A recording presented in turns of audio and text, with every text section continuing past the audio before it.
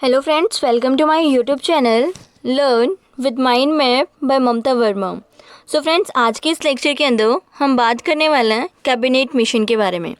Cabinet mission जो कि India के अंदर लाया गया था, कौन बंदे इस मिशन को लेके आते हैं, टाइम पीरियड रहता है 1946 का।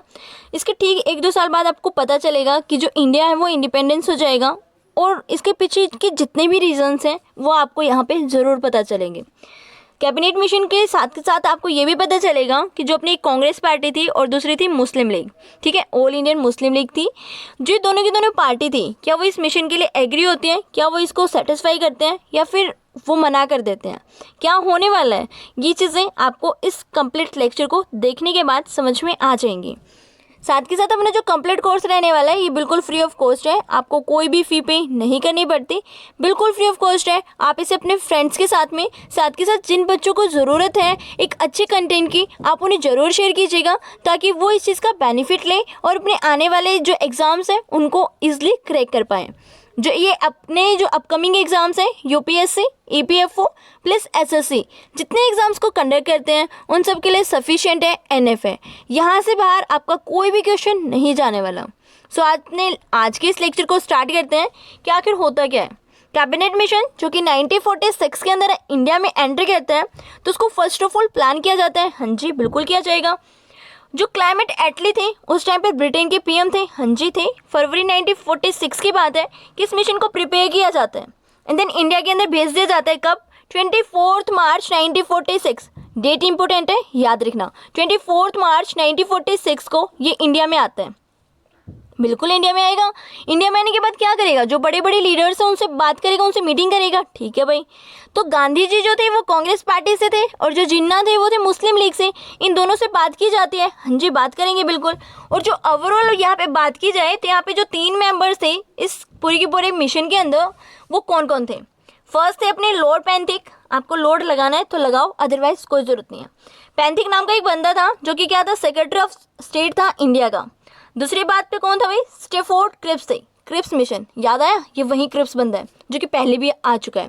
जो अपने उस टाइम पे कौन थे भाई, जो पीएम था ब्रिटेन का, उसको एग्री नहीं था क्रिप्स मिशन के लिए, इसीलिए वो इसे क्या सोचता है कि सक्सेसफुल ना हो, इसलिए क्रिप्स को वापस बुला लिया जाता है और इसे पावर भी नहीं दी गई थी, ठीक है। ये अपने प्रीवियस लेक्चर्स के अंदर हम डिस्कशन कर चुके हैं। सो ये क्रिप्स दोबारा फिर से आ जाता है इंडिया के अंदर इस मिशन के साथ में। जो क्या था, प्रेसिडेंट था किसका? बोर्ड ऑफ ट्रेड का, ठीक है भाई। जो थर्ड पर्सन था वो था एवी अलेक्जेंडर, जो कि क्या थे, एडमायरली थे, ठीक है भाई। ये 3 बंदे आते हैं इंडिया के अंदर इस क्रिप्स मिशन को लेके। क्रिप्स मिशन को लेके मीन टू से ऐसा नहीं कोई एक बड़ी चीज़ थी उसको उठा के लेके आए, नहीं। ये यहाँ पे आते हैं, चीज़ों सिचुएशंस को देखते हैं, इस मशीन को प्रिपेयर करते हैं, देन उसके बाद यहाँ पे जो भी यहाँ पे डिस्कशन किया जाता है उन चीज़ों को अनाउंस करते हैं, ठीक है। तो अब मिशन का प्रपोजल्स क्या थे, प्रपोजल्स को देख लेते हैं। जो फर्स्ट था वो ये था कि क्लियरली रिजेक्ट कर दिया गया था किसको? डिमांड थी किसकी? पाकिस्तान की। किसकी डिमांड थी? मुस्लिम लीग ने। मुस्लिम लीग ने जो पाकिस्तान की डिमांड की थी उसे क्लियरली रिजेक्ट कर दिया गया था, ठीक है भाई। तो मुस्लिम लीग तो वैसे ही सनक जाएंगे, ठीक है, बिल्कुल सनकेंगे।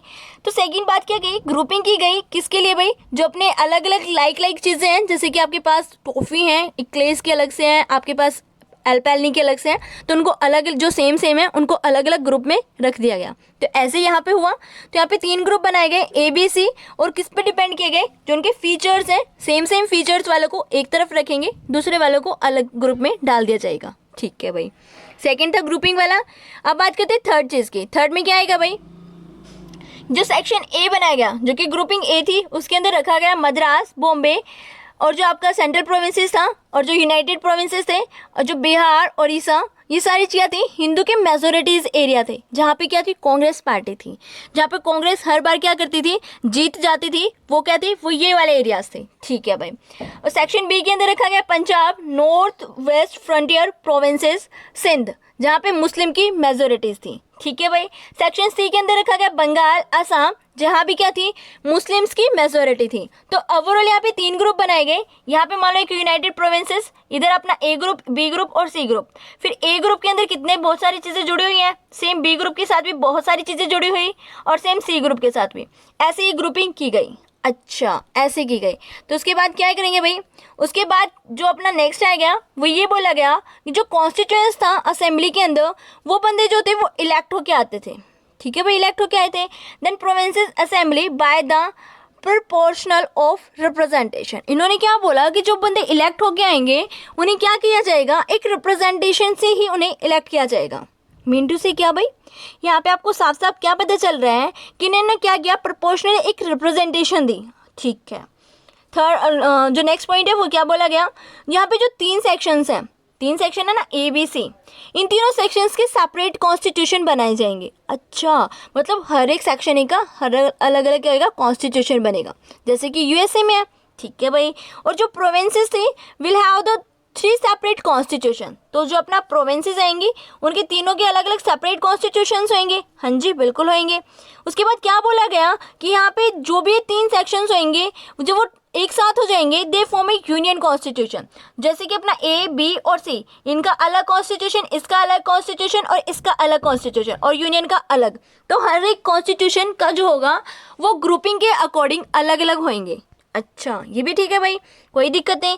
उसके बाद जो प्रोविंसेस का कॉन्स्टिट्यूशन है वो क्या हो जाएगा, वो ज़्यादा पावर रखेगा as compare to section constitution से, और सेक्शन का जो कॉन्स्टिट्यूशन है वो ज़्यादा पावर रखेगा किससे, यूनियन के कॉन्स्टिट्यूशन से।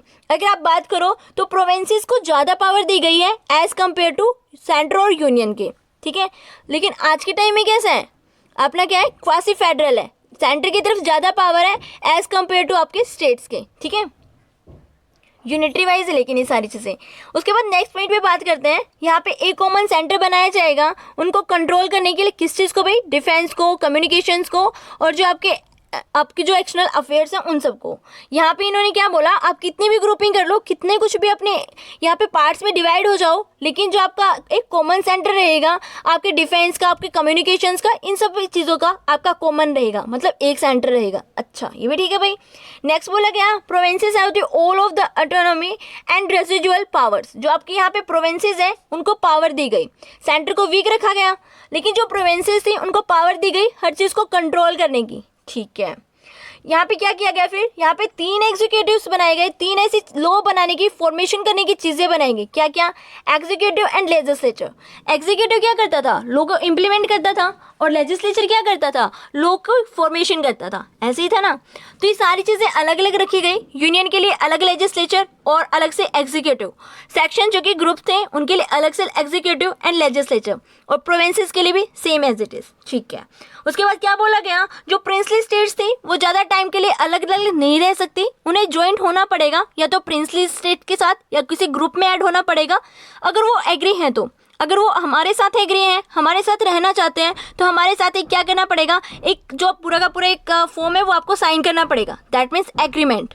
ठीक है, तो यहाँ पे क्या बोला जाता है, जो प्रिंसली स्टेट्स थी या तो आप हमारे साथ आ जाओ, या फिर जो आपके इंडिया के अंदर जो कि ग्रुप्स हैं, मुस्लिम लीग्स हैं, या फिर जो आपके अलग से ग्रुप बनाए गए हैं, उन सब के साथ आप मिल जाओ।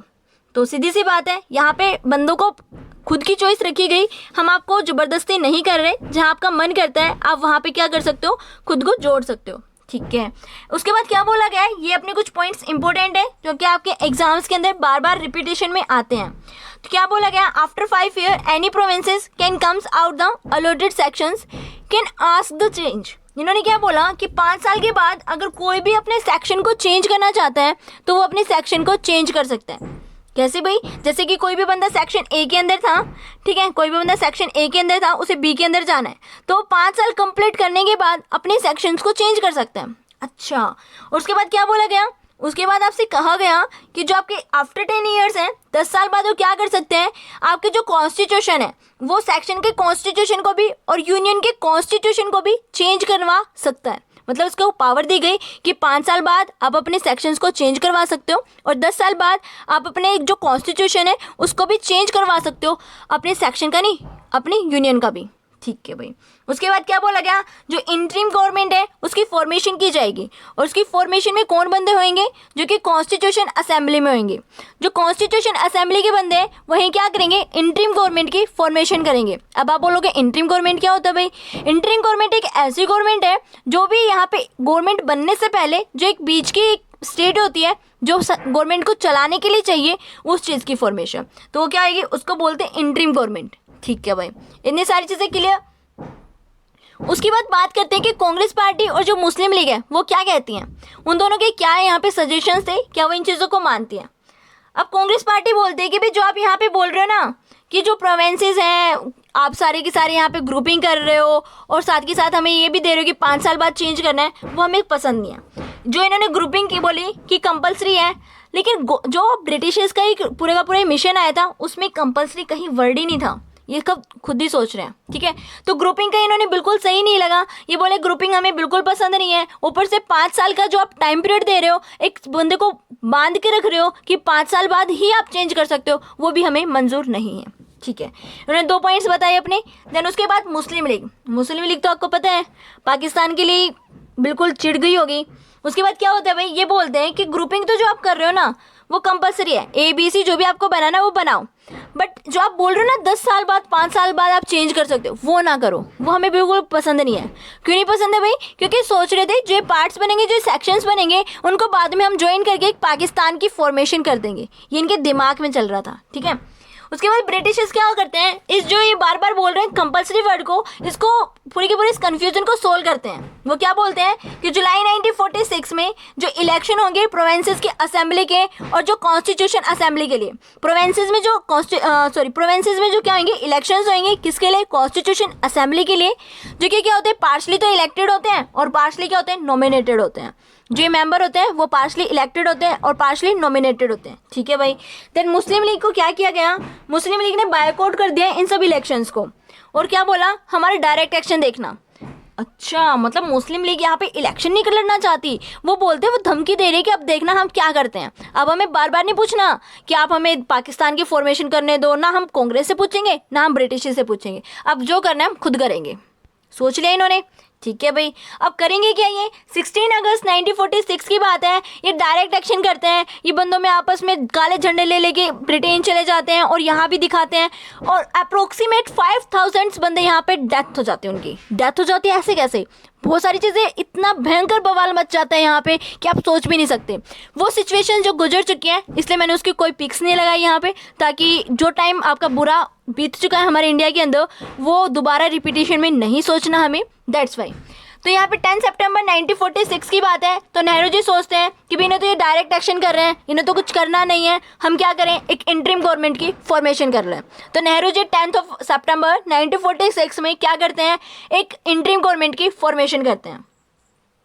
सोच लिया, फॉर्मेशन कर दी 26 अक्टूबर में, ठीक है। मुस्लिम लीग ने देखा कि ये क्या करना है क्या नहीं करना है, तो मुस्लिम लीग क्या करते हैं भाई, यहाँ पे ज्वाइन कर लेते हैं किसको, इनकी इंटरिम गवर्नमेंट को ज्वाइन कर लेते हैं। और क्या सोचते हैं, और इस उद्देश्य से इस गवर्नमेंट को ज्वाइन करते हैं कि हमें इसे क्या करना है, बिल्कुल तबाह करना है, इस गवर्नमेंट को ख़त्म करना है, जिन्होंने क्या किया, इंटरिम गवर्नमेंट की फॉर्मेशन किया। अच्छा, तो ज्वाइन कर लेते हैं, ठीक है भाई। और ये पूरे का पूरे जो इन्होंने प्लान बनाया था ना कि ऑब्स्ट्रक्ट करना है, ये बिल्कुल सक्सेसफुल हो जाता है, ठीक है। तो Feb 20 1947 के अंदर क्या होता है, क्लाइमेट एटली जो कि काफ़ी परेशान हो जाते हैं इन मुस्लिम इन कांग्रेस के इन आपसी झगड़ों से, वो क्या बोलता है, एक डेडलाइन बोल देता है कि 30 जून 1948 को 30 जून 1948 को हम जो पूरे के पूरे ब्रिटेन का यहाँ पे एक रूल चल रहा है हम यहाँ से निकल लेंगे।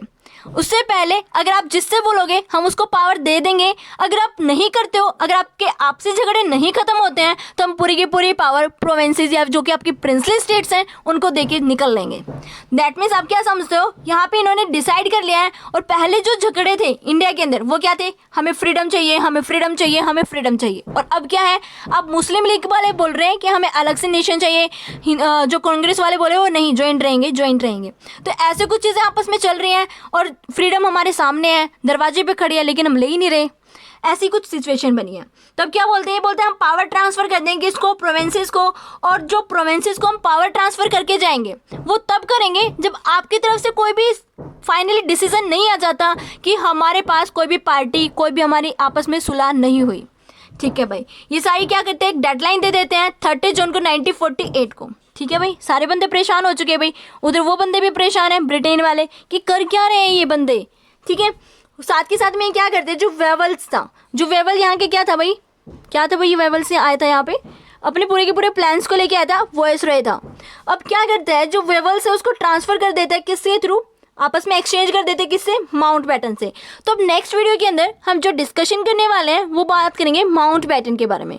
माउंटबेटन जो अपने प्लान्स को लेके आता है वो क्या थे, एंड देन माउंटबेटन की क्या यहाँ पे सजेशंस को एक्सेप्ट किया जाता है।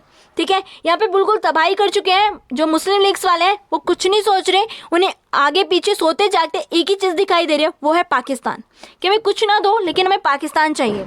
ठीक है भाई, ये सारी चीज़ें हो जाती हैं। और जैसे कि यहाँ पे इलेक्शंस की बात की गई थी, जो आपके ब्लू वाला एरिया है वो है आपका किसका, इंडियन नेशनल कांग्रेस का, और जो आपके ग्रीन वाले एरियाज़ हैं वो किसके हैं भाई, आपके मुस्लिम लीग्स के। और जो आपके बाकी जो एरिया रहते हैं ब्राउन से आपके देख सकते हो, इसमें क्या है, यहाँ पे थे आपके प्रिंसली स्टेट्स। ठीक है, ये सारी चीज़ें थी। और इलेक्शन की जो मेजोरिटी बनी थी वो थी अपनी कांग्रेस पार्टी की, क्योंकि उस टाइम पे काफ़ी बड़ी पार्टी बन चुकी थी। ठीक है, नेक्स्ट वीडियो के अंदर हम डिस्कशन करेंगे अपने माउंटबेटन प्लान के अंदर, और माउंटबेटन प्लान के अंदर हमें आज़ादी मिल जाएगी। ठीक है फ्रेंड्स, अगर आपको डाउट बनते हैं किसी भी पॉइंट में तो आप कमेंट सेक्शन का यूज़ कीजिएगा और अपने डाउट्स को जरूर पोस्ट करें। साथ के साथ वीडियो को जरूर शेयर करें और लाइक करें, कमेंट करें। Thank you everyone, bye bye, take care.